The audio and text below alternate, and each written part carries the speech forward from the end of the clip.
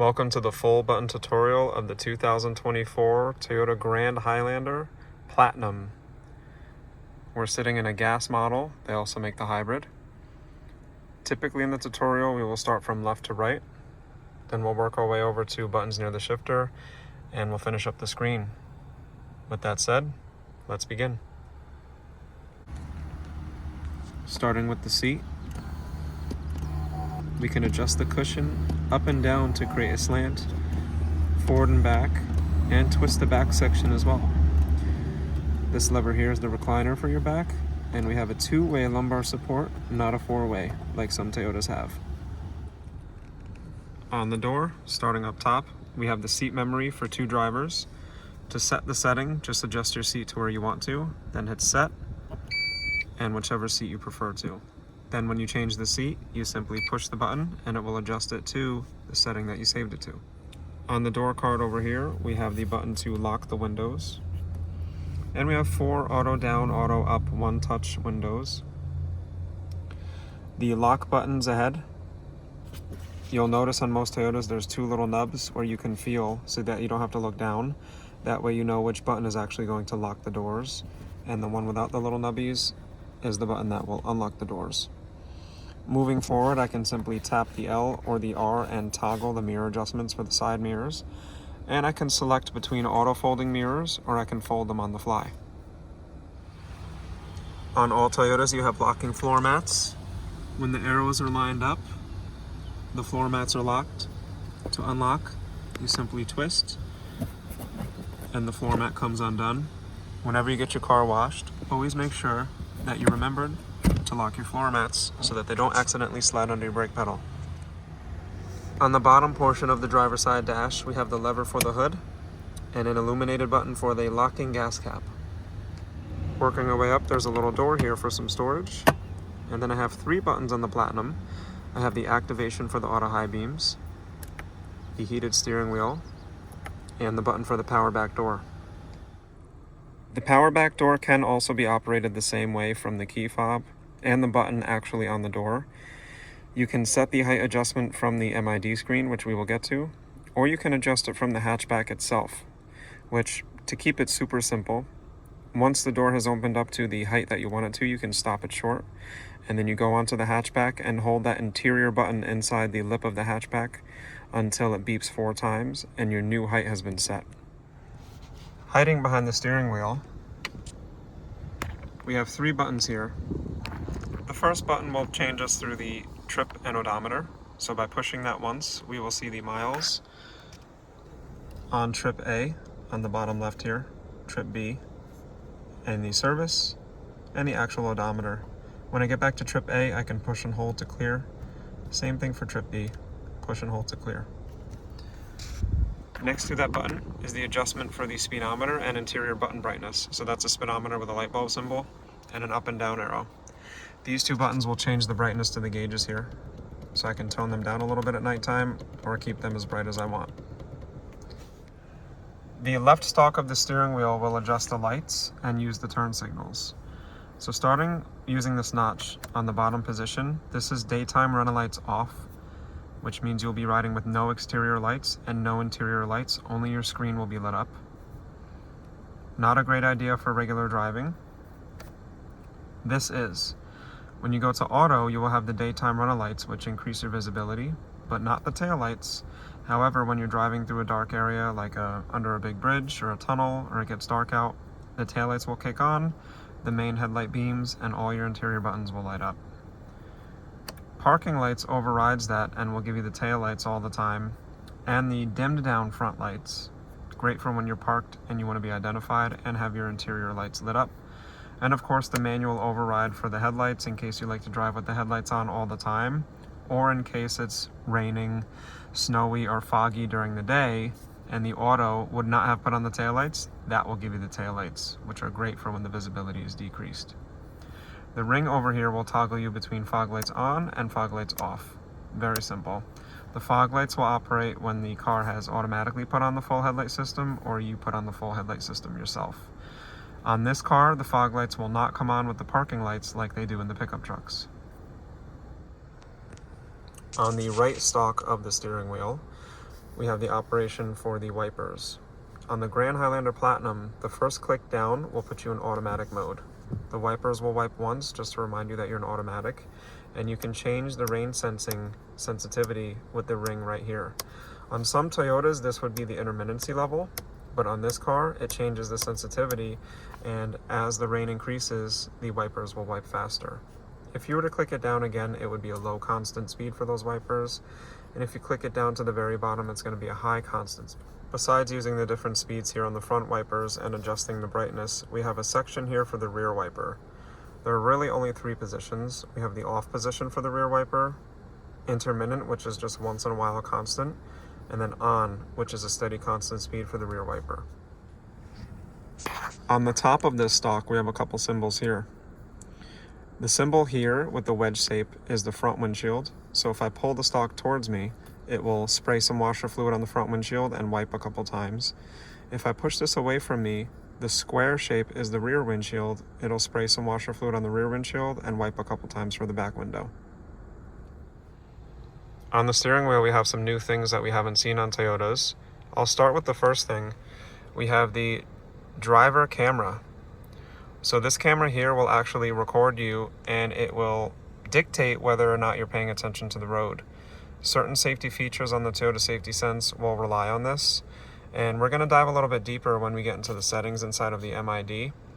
But just know that this camera is specifically made to look at your face to tell if you're paying attention, or even if you're sick, or if a medical emergency is happening.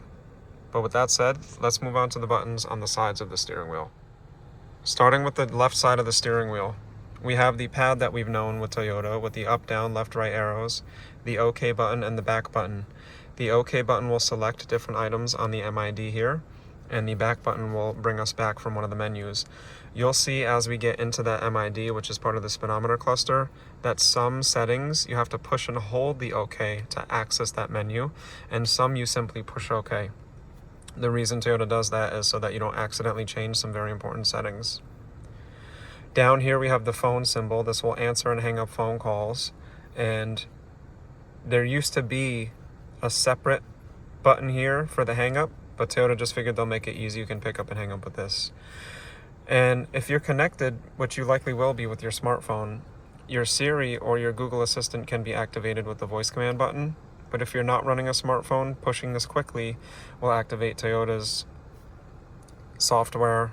They have their own virtual assistant to help you, but most people will push and hold this for 2 seconds to activate Siri or the Google Assistant. And then on the very bottom, we have the volume for either the phone call or the music.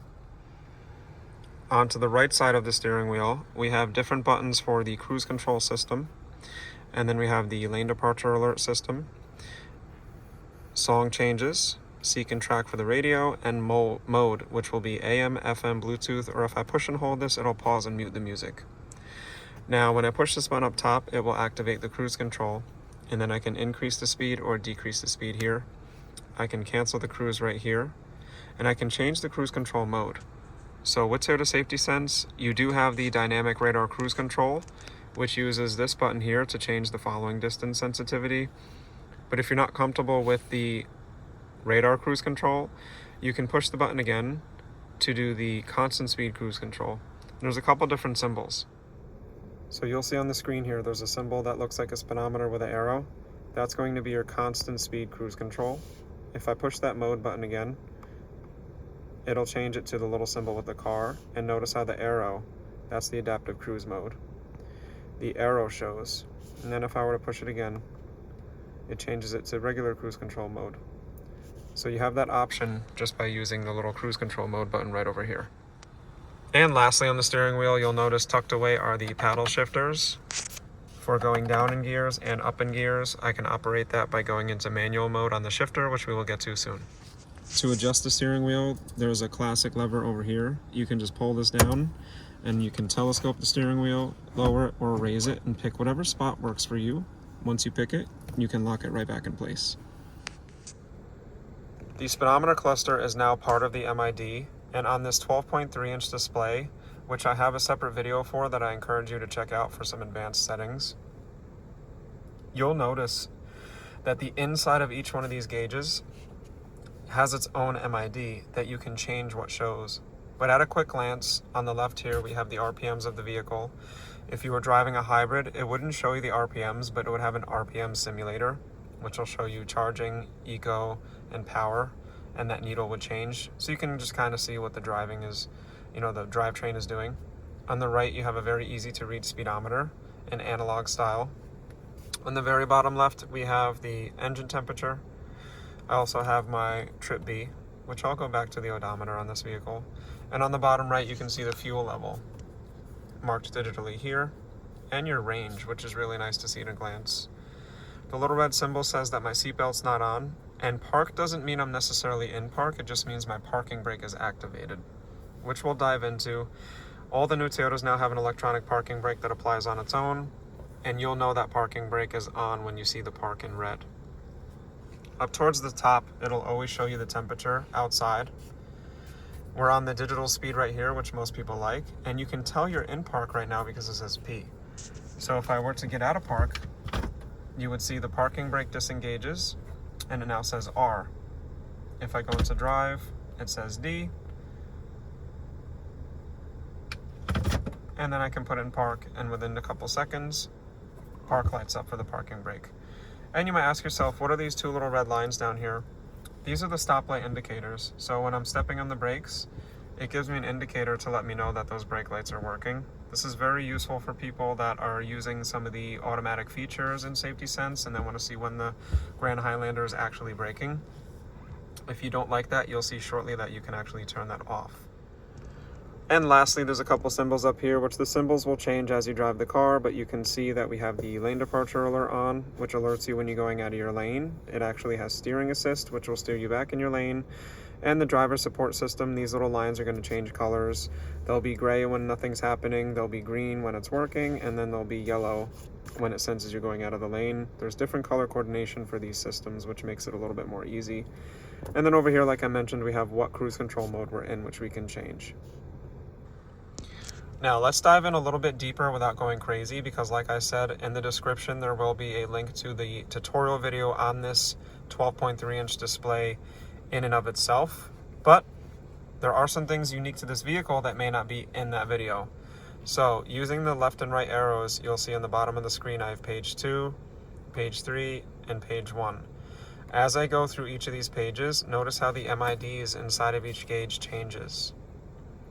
Now on page 1, there's nothing showing on the right MID, but on page 2, I have eco and I have my trips.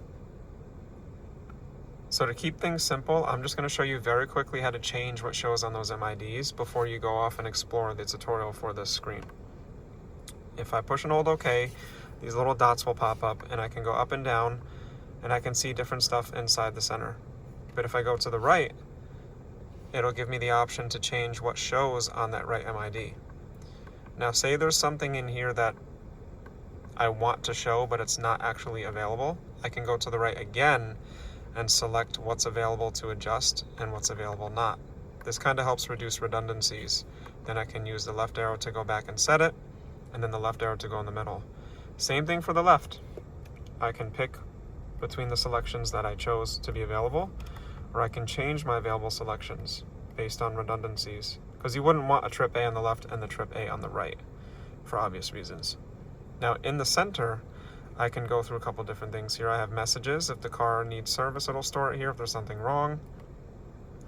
The driving support system is a great page to show because it's giving you bigger versions of those color coordinated symbols for when you're using the cruise control and some of the other safety sense settings. I can have map information here, which is really nice when you're navigating, and then the settings, which is where we're going to dive into next. So for the settings on the Grand Highlander Platinum, allow me to zoom in a little bit more. There's quite a few things we're going to go over that are going to be unique to this vehicle, and some things that are just standard on every Toyota. I'm going to go top to bottom. So here's our meter brightness, which there's a separate button for that we can change. Here's the heads-up display. If I push and hold OK, I can change the brightness and position, the driving support, and the rotation of the heads-up display. Now the heads-up display is going to be very hard to see, but on the front windshield here, there'll be a little bit of a hologram. You can kind of see it right over there.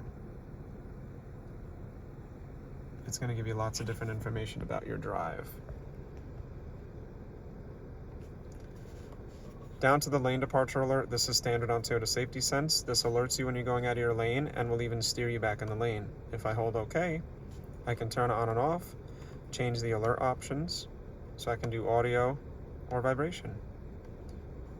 And I can change the alert timing, say I want it a little more fast or I want it a little more delayed. Next up is the blind spot monitor. So this will use sensors in the rear quarter panel to sense if somebody's riding in your blind spot, and it will give you the solid amber light inside of that mirror. If you signal to go into that lane while there's somebody there, it's going to strobe at you, but it will not beep. Next up, also standard on Toyota Safety Sense, the pre-collision system. So this will use the radar device in the front of the car and the camera on the top of the windshield to detect if a collision is going to happen with a car or even a person. So you have pedestrian detection as well. It will alert you to brake with a big orange screen with white letters. It'll mute the music while it does that. It will start beeping really fast, and if you don't respond, it's going to brake for you. Continuing down, we have proactive driving assist, which is on the latest iteration of Toyota Safety Sense. This will apply some gentle braking if you're going around a turn a little bit too quick to allow you to maintain control and comfort. Down here is not a Toyota Safety Sense feature. This symbol is parking sonar. This is going to be on all the Toyotas that you see with those little round sensors on the front and back bumpers. This will beep faster as you get closer to stationary items when you're parking. This feature does not sense people or moving cars like the next feature does. This is sensing stationary items like light poles, fire hydrants, walls, and other cars. Here is the rear cross traffic alert. This is also part of that blind spot monitor system. This will sense vehicles that are driving behind you and any type of movement. It will beep 4 times very quickly, and on the reverse screen, it'll give you a little symbol of what it's sensing. The next one is rear camera detection. So this will actually give you the symbols of what it's detecting on the camera. If you prefer not to see those symbols like a pedestrian or a car, you can turn that off with this. Continuing down, we have the parking support brake. This works in combination with the parking sonar, and when you're getting really close to an object, if you're about to hit it, it's actually going to brake and prevent you from hitting that object. And continuing down, we have the safe exit assist, part of the new iteration of Toyota Safety Sense. When this is on and you open the door, if you're about to open the door, the Toyota will use the blind spot monitor system to sense if there's a car coming up on you, and it will actually alert you so that you don't open the door and get injured or have your vehicle damaged from a car coming, driving by the side of you when you're about to leave the car. Next, following down is the road sign assist, also part of Toyota Safety Sense. The Grand Highlander will sense and see different road signs and display them on the MID. Continuing on, we have some vehicle settings. So if you push and hold the OK button, the brake suggestion, this is going to basically sense if you're driving a little tired and sense the swerving. It's going to suggest you take a break, which, believe it or not, helps a lot more people than you think. Moving on down is traffic jam assist. So this will use the dynamic radar cruise control system with the sensitivity level setting to pretty much take over and help modulate the steering, braking, and throttle during traffic jams at very low speeds under 25 miles per hour. Here is the driver monitoring camera recording. So if you want the driver monitor camera to be recording you, you can actually keep that on. And if something happens, you'll have the recording. And next is the lane change assist. So what's unique about this is the lane change assist will sense it basically if a car is coming when you're about to change your lanes. So it's unique because it's not exactly like blind spot monitor that just alerts you that there's a car riding in your blind spot. This will sense if there's somebody coming up on you that's not in your blind spot bubble yet, and actually alert you if you're about to make a lane change into that lane. So it's basically a more aggressive, preemptive version of that blind spot monitor. It's a great system to be using on those highway commutes. Continuing down even further is the dynamic radar cruise control, which we discussed earlier. The dynamic radar cruise control is the cruise control system that will brake and speed up given the speed you have it set to. You can change all these different settings on it, like the acceleration level, the curve speed reduction level, the guided messages you can turn on and off, and the extended resume time, which is very convenient for the highway warriors that are doing a lot of commuting in cruise control. This is what I love to see, the FCTA, the front cross traffic alert, which is new for Toyota. This is best friends to the rear cross traffic alert that we just spoke about. Front cross traffic alert will do everything that rear cross does, which is alert moving cars and people while you're driving, except it's doing it in the front. So now you have that in the back and the front, just in case there's limited visibility or perhaps a distraction. It's going to alert you while you're moving in both directions at lower speeds, which is a really big help. Moving down further, we have the adjustment for the power back door. So if I push the OK button, I can turn the power back door on and off, which is new. I can turn on and off the hands-free, which is unique to the Platinum. If I select opening adjustment, there are 5 standard height settings here. It comes 5 from the factory. But remember, like I mentioned in the beginning of the tutorial, you can adjust a custom height by just stopping that hatchback and then pushing and holding the inside hatchback button until it beeps 4 fast times, and you have your custom height. And here's the volume adjustment, which is really nice to see because sometimes Toyotas are just beeping really loud when you're operating some of the features, so you can turn that volume down. Say you get up really early in the morning or you get home late at night, you don't want to bother anybody or it's just too loud for you, you can adjust that volume there. Next, we have the tire pressure warning settings. Now check this out. My Toyota people are going to love this. When I hold the OK button, I can set the tires. I can do the tire rotation myself. I can change the tire pressure warning for my unique tire pressure, and I can change the units. So I can do all of this stuff. Specific pressure, current pressure. There's a lot of different settings that Toyotas used to not come with. Continuing down here, we have the scheduled maintenance to reset. Oil maintenance, I can change the auto start stop for when the engine turns off at the red lights. There is a cancel button for that down by the shifter that we'll get to. The rear seat reminder is basically when you turn off the the Grand Highlander, it will alert you to check your rear seats. God forbid you're babysitting and you're not used to checking for kids. This will remind you, hey, check for kids in the back, or dogs, or any other pet. And the driver monitor settings, so this is for that camera. I can turn the alerts on and off right here. Pretty simple. And then lastly, like I mentioned, those brake light displays, when you step on the brake, you get the 2 red lines. You can turn that on and off in case those little red bars are annoying. And finally, the bottom set of the settings menu on the Grand Highlander MID, we have the meter settings. If I push and hold OK, I can change the language, the units. Very useful here. Let's go back up to language real quick. Not a ton of options. Toyota's probably working on that. The meter type, which is really cool. I can do the gauges. I can do a centered gauge here. Reminds me a lot of the Lexus. I can do a full digital with the widgets or without the widgets. But I like the gauges, so let's give us the gauges back. And then continuing on, one of my personal favorites is the meter style. I can go casual,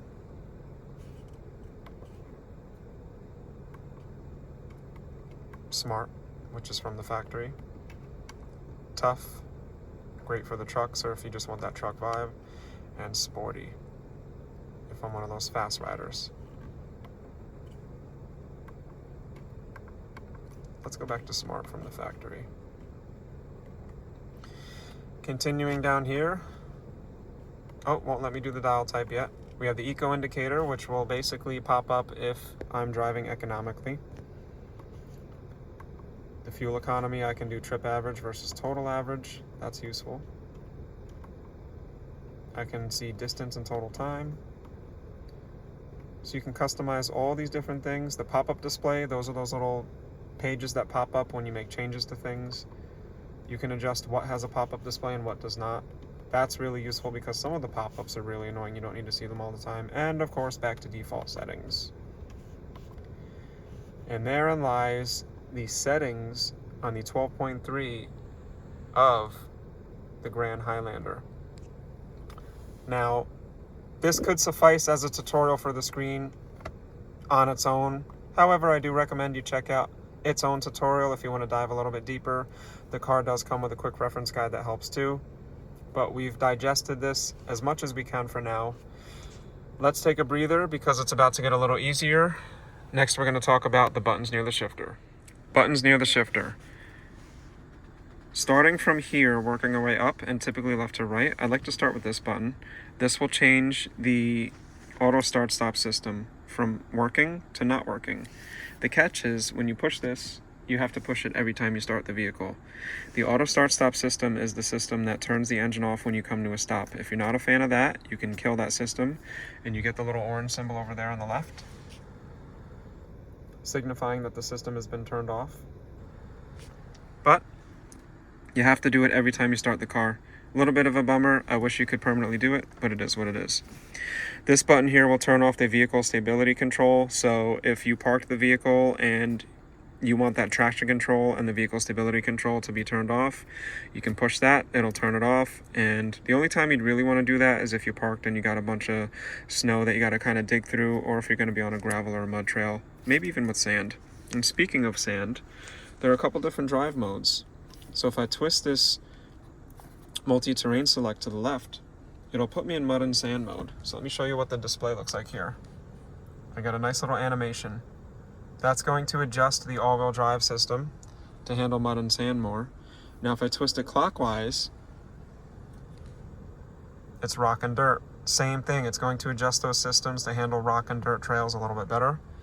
No, this is not an extreme off-roading vehicle, but these do make a difference if you're going out to the campsites or you're going to get the boat out, put the kayaks in the water, stuff like that. Even some, a little more heavy-duty hiking trails. Now, normal mode, we'll just put you back in normal mode and cancel those. Regular driving modes that most people will use more often are going to be the two in the bottom. So I have eco mode, which is great for more laid-back acceleration, saving the gas. And then I have my favorite, sport mode, which is going to give you the most power, the best acceleration, and optimal handling. If I want to cancel those, I can go right back to normal mode. And my last mode here is going to be snow mode. Snow mode will take off in second gear instead of first gear to reduce the wheel slip, kind of reduce that torque so I have more control.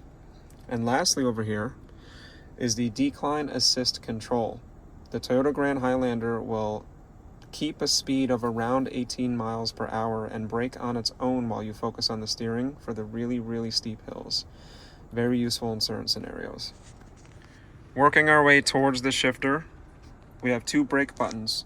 We have the electronic parking brake, which, like I mentioned, is signified by the red park over here on the bottom. That will release on its own whenever I come out of park, and it will reapply when I go back into park. So you don't technically need to ever push this.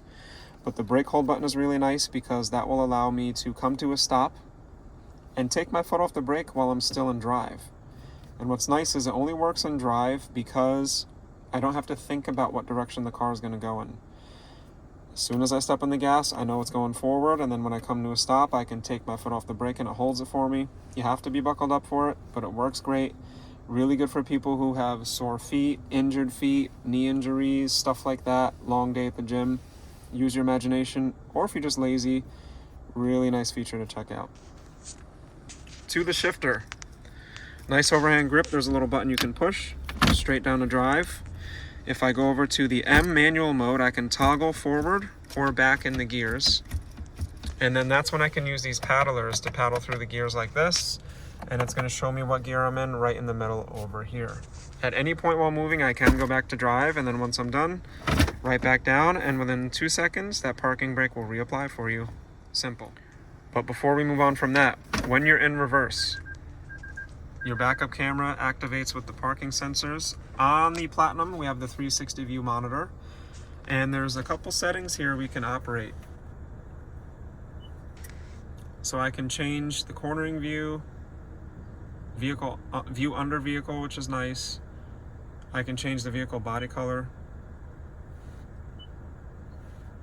The park assist distance I can adjust the sensitivity to, which is really nice. And then unique and my favorite is this little button over here that a lot of people will miss. If I push this, It's going to spray some washer fluid on the back windshield, and it's going to spray some washer fluid on the backup camera.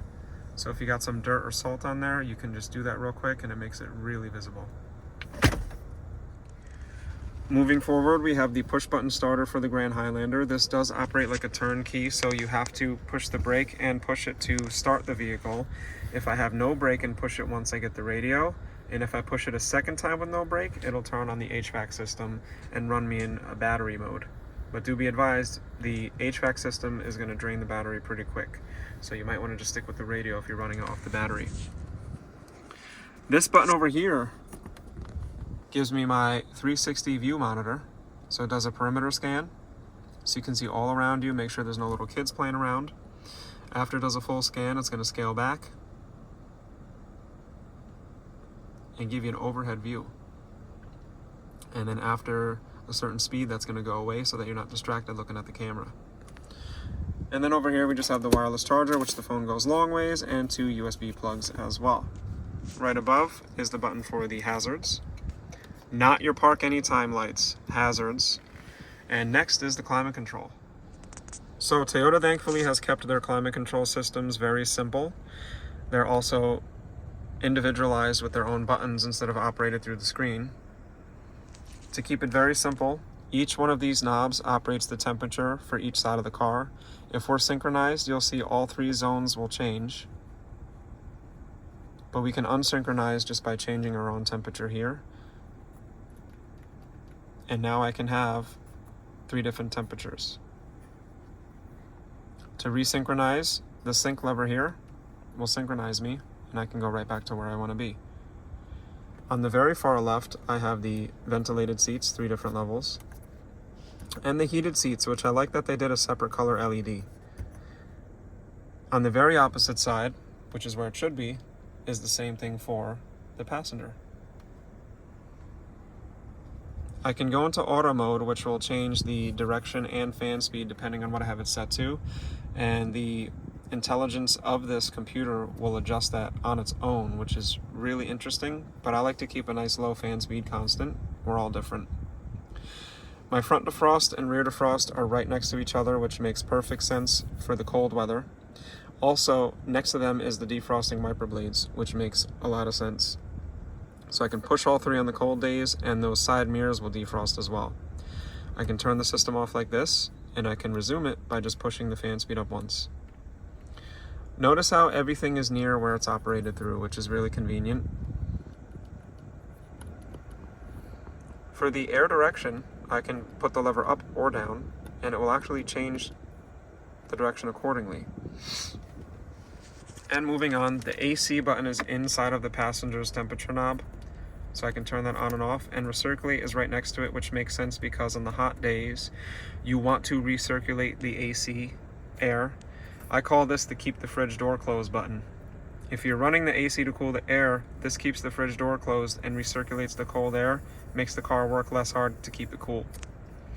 If I don't have any rear passengers or they're getting a little chilly, I can instantly cancel any residual air coming out there, so they'll get no air at all, or I can turn on the rear climate like that.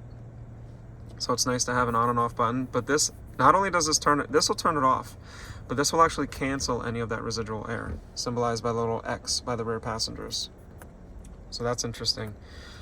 Now on the actual HVAC screen here, to access the rear climate, which they have their own access in the back, but say they can't reach, when you push this, a little bar pops up and points to the word rear, and it gives you a few seconds to make changes like this. So there's your fan speed in the back, here's the air direction in the back. After I haven't touched any buttons for a couple seconds,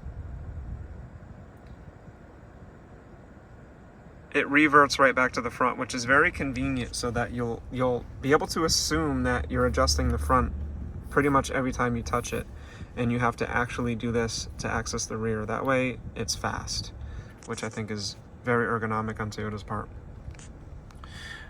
But with the climate control taken care of, we'll save the screen for last. Let's talk about overhead features. Overhead features, starting up high. On the Grand Highlander Platinum, we have 2 moonroof buttons. The first one we have to hold down for about 2 seconds and then release is the power shade. I can stop the power shade at any moment just by tapping that button again. See? But you'd push and hold for 2 seconds and it will close. Say I just want a little sliver of light, I can stop it right there. So that's nice.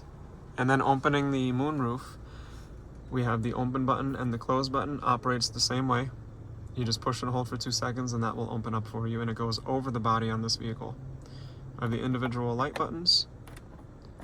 I can turn on all the lights right now, and then I can have the lights come on with the door or not. And then here's the SOS button for Toyota Safety Connect, which is standard for 10 years or until the 4G network goes away, which we have no idea when that's going to happen. So at the date of filming, it is currently active.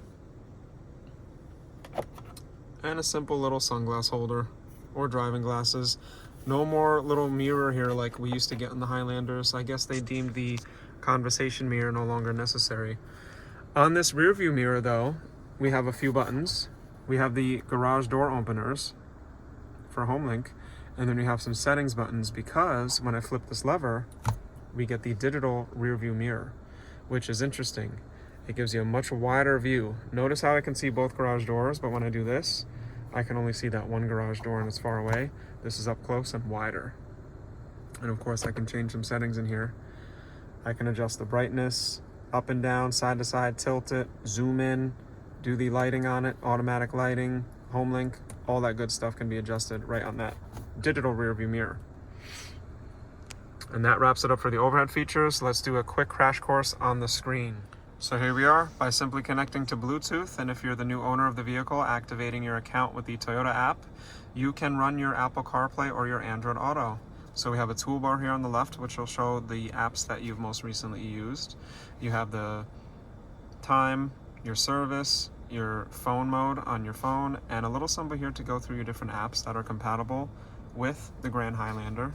Of course, there are some settings here, so you can change different appearances and stuff like that. I also do have a separate tutorial video where we dive even deeper on this stuff. I'm going to keep it very concise since this was a long video. But to keep it simple, when you tap the messages menu, Siri will read you the message and let you audibly respond. We have the navigation taking up the whole screen, which is really nice. Our music options here. If you want to access the settings on the vehicle though, you got to hit the Black Toyota app. And there are some settings in here like general, you got the time. You can do some display settings, vehicle customizations, which are in that attached video. So that will also be linked in the description. This goes a little bit deep as far as customizing these things. There are some cool customizations you want to check out though, because you can adjust the lights, the beeping sounds, the exterior beeping sounds, what the door locks do, which doors unlock and when. I got the radio and everything on here. Now for the radio, it's going to be more of like a app style. And you're going to have symbols where you can heart them to put them on your favorites list. That takes a little bit getting used to. And you have the cloud serviced navigation system, or you can go back to the CarPlay right here. But very quickly, general is where you're going to change your date and time. Display is where you can change brightness or turn the screen off. And vehicle customize is where you can change some of those really nice settings. And that wraps it up, guys. We took a lot of time on the Grand Highlander, and we only sat in the driver's seat. So, you know, there are adjustments for the seats in the back. There are some climate adjustments for the rear passengers, but I like to keep these videos as concise as I can, given all the technology. There are chargers everywhere on this car. There's tons of space. And the Platinum is really something comfortable, especially with these perforated seats and these nice leather ribbons. Let me know what you think. If you're in the market for a Grand Highlander, even if it's an XLE, you know, which is a great car, I hope this video helps you. Or if you're just checking out the videos and you want to see what these new Toyotas are like, please give it a like if you did like the video, and consider subscribing for more Toyota content. I promise to keep it laid back and informative, and there are more videos to come. For my regular subscribers, thank you guys very much. You guys are what keep me going, even though life has been crazy this year. With that said, this is Brian signing out, and I will see you in the next one. Peace.